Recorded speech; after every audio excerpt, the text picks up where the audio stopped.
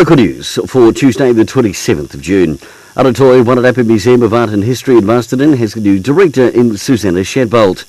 Susanna has experience with local, national and international museums such as the Museum in Amsterdam, the Christchurch City Art Gallery and Te Wanawa Museum of Art. She's also taught museum studies at Massey University. At Aratoi Museum, she initially served as curator, then as acting director, and will be appointed director as of the 1st of July.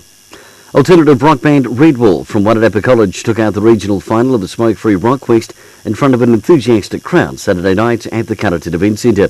Vocalist Julian Eldridge of the Year 11 band said their win was down to being on the same vibe as one another.